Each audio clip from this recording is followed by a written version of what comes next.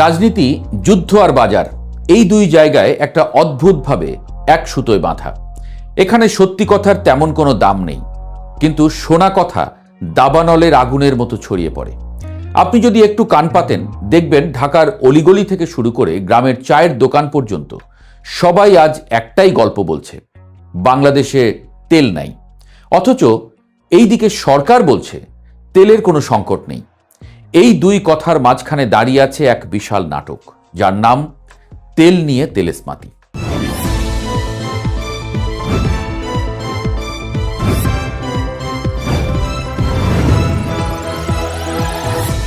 এই নাটকের প্রথম দৃশ্যটা শুরু হয় অনেক দূরে, মধ্যপ্রাচ্যের উত্তপ্ত বালিতে।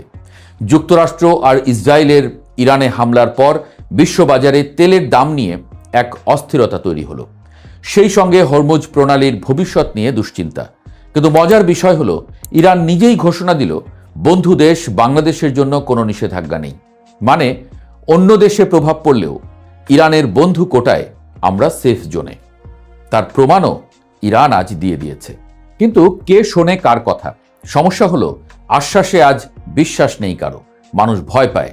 এই ভয়টাই বাংলাদেশের বাজারে ঢুকে পড়ল প্যানিক বাইং নামে নতুন এক রোগ হয়ে। আপনি হয়তো একটা মোটরসাইকেল চালান বা একটা গাড়ি, কিন্তু হঠাৎ করে মনে হলো, না, আজ যদি 10 লিটার তেল না ভরি তাহলে কাল আমি রাস্তায় আটকে যাব। পাশের লোকটা 5 লিটার নিচ্ছে দেখে আপনি 10 লিটার নিলেন, আর আপনাকে দেখে তৃতীয় ব্যক্তি 15 লিটার নিতে দৌড় দিল। এইভাবে চাহিদা হঠাৎ করেই 45% বেড়ে গেল। এখন ভাবুন, বাস্তবে তেলের কোনো ঘাটতি না থাকলেও সবাই যদি একসঙ্গে বেশি বেশি কিনতে শুরু করে, তাহলে কি হবে? ঠিক সেটাই হয়েছে। ফিলিং স্টেশনে লাইন এমন লম্বা হয়েছে যে দেখে মনে হয় যেন ঈদের আগে বাসের টিকিট বিক্রি হচ্ছে। কেউ গাড়ি নিয়ে দাঁড়িয়ে, কেউ মোটরসাইকেল নিয়ে, আবার কেউ বোতল, ড্রাম, এমনকি বাইসাইকেলে করে মোটরসাইকেলের ট্যাঙ্ক খুলে এনে তেল নিতে এসেছে। গাইবান্ধার সেই বাচ্চু মিয়ার গল্প তো এখন প্রায় লোককাহিনীর মতো। মানুষ এখন ট্যাঙ্ক খুলে সাইকেলে করে তেল আনে। কিন্তু গল্প এখানেই থেমে থাকলে মজা ছিল। আসল নাটক শুরু হয় তখন, যখন এই ভয় আর চাহিদার সুযোগ নেয় একদল চতুর আর সুযোগ সন্ধানী মানুষ। বাংলাদেশের মার্চ 2026 থেকে শুরু হওয়া অভিযানে এখন পর্যন্ত উদ্ধার করা হয়েছে 2,96,305 লিটার জ্বালানি তেল। হিসেব করলে দাঁড়ায় প্রায় 3,75,00,000 টাকার মতো। ভাবুন তো, এই তেলগুলো কোথায় ছিল? কোনো বিশাল তেলের ট্যাঙ্কে? না, সেগুলো লুকানো ছিল আমাদের খুব পরিচিত জায়গায়, বসতবাড়ির ভেতরে, গোয়াল ঘরে, এমনকি বাঁশঝাড়ের নিচে মাটির তলায়। নাটোরে এক ব্যবসায়ী তো পুরো সিনেমার মতো করে বাঁশঝাড়ের নিচে ট্যাঙ্ক বসিয়ে 10,000 লিটার তেল লুকিয়ে রেখেছিলেন, যেন গুপ্তধন। সিনেমাকেও হার মানিয়েছে এই ঘটনা। আমরা ছোটবেলায় শুনতাম বাঁশঝাড়ে ভূত থাকে, এখন মনে হচ্ছে ভূত না থাকলেও তেল থাকে।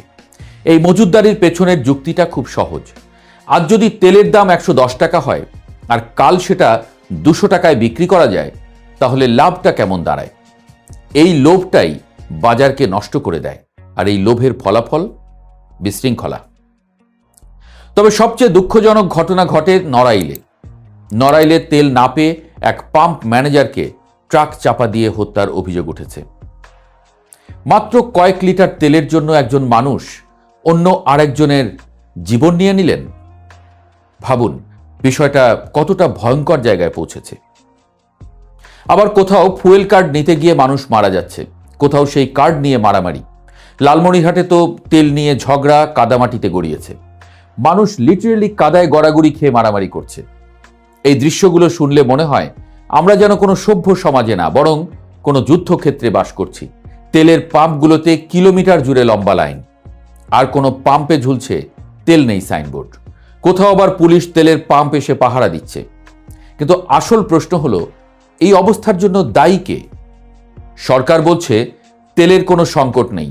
বিদ্যুৎ মন্ত্রী সংসদে দাঁড়িয়ে বলছেন এই দীর্ঘ লাইন আসলে বাস্তব পরিস্থিতির প্রতিফলন না, বরং মানুষের অতিরিক্ত কেনাকাটার ফল। জ্বালানি বিভাগের কর্মকর্তারাও বলছেন এটা মনস্তাত্ত্বিক সমস্যা। আমরাও তা বিশ্বাস করতে চাই। অন্যদিকে সমাজ বিশ্লেষকরা বলছেন এটা আমাদের সামাজিক বৈকল্য। সংকট দেখলেই আমরা হুমড়ি খেয়ে পড়ি, যেন আগে নিলে বাঁচব, না নিলে শেষ। এই দুই বক্তব্যের মাঝখানে দাঁড়িয়ে সাধারণ মানুষ। সে রাস্তায় বেরুলেই দেখছে পাম্পে লাইন, দোকানে তেল নেই লেখা সাইনবোর্ড, আর খোলা বাজারে দ্বিগুণ দামে তেল বিক্রি হচ্ছে। তখন সে কাকে বিশ্বাস করবে, সরকারকে নাকি নিজের চোখকে? এই জায়গাটাতেই তৈরি হয় কৃত্রিম সংকট। বাস্তবে তেল আছে কিন্তু বাজারে নেই, কারণ সেটা আটকে আছে কারো গুদামে, কারো বাঁশঝাড়ে কিংবা কারো লোভের ভাঁড়ারে। বাংলাদেশের 64 জেলায় এখন অভিযান চলছে, 1053টির বেশি মামলা হয়েছে। কিন্তু প্রশ্ন হলো, এই অভিযান কি মানুষের মানসিকতা বদলাতে পারবে? কারণ সমস্যাটা শুধু তেলের না, সমস্যাটা আমাদের চিন্তার। আমরা সংকটকে ভয় পাই, কিন্তু সেই ভয়কে ব্যবহার করে অন্য কেউ লাভ করছে, এ বিষয়টা আমরা বুঝি না। আমরা ভাবি, আমি যদি একটু বেশি নিয়ে রাখি সমস্যা কি? কিন্তু একই চিন্তা যদি 10 লাখ মানুষ করে, তখন সেটাই হয়ে যায় জাতীয় সমস্যা। এই পুরো ঘটনাটা একটা আয়নার মতো। এখানে আমরা নিজেদেরকে দেখতে পাই, আমাদের লোভ, আমাদের ভয়, আমাদের অস্থিরতা সবকিছু একসঙ্গে ধরা পড়ে। প্রথম দিন থেকেই সরকার বিভিন্ন দেশ থেকে তেল কিনছে। পরিসংখ্যান বলছে অন্য সময়ের চেয়ে বেশি মজুদ করে রাখছে।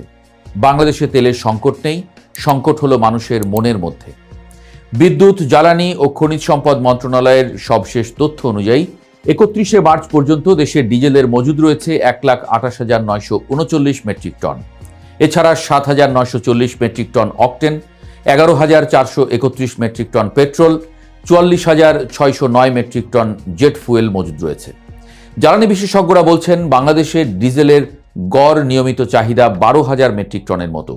অর্থাৎ মজুদ থাকা ডিজেলে প্রায় 11 দিনের মতো চলবে। তার মানে এই নয় যে জ্বালানি তেলের মজুদ ফুরিয়ে শূন্য হয়ে যাবে। এই সময়ে নতুন করে আমদানি করা জ্বালানি তেলের চালান দেশে পৌঁছলেও আবারও এই মজুদ বাড়বে। আর সত্যি বলতে কি, ভয় প্রযোজ্য। কারণ যুদ্ধটা মধ্যপ্রাচ্যে হলেও তার প্রতিফলন হচ্ছে আমাদের বাজারে, আমাদের আচরণে, আমাদের সমাজে। আমরা বন্দুক ধরিনি, কিন্তু আমরা নিজেরাই নিজের বিরুদ্ধে একটা অদৃশ্য যুদ্ধ শুরু করেছি, লোভ আর ভয়ের যুদ্ধ। এই যুদ্ধের কোনো বিজয়ী নেই, শুধু আছে কিছু হারানো মানুষ, কিছু ভাঙা সামাজিক সম্পর্ক আর কিছু বাঁশঝাড়, যার নিচে লুকিয়ে আছে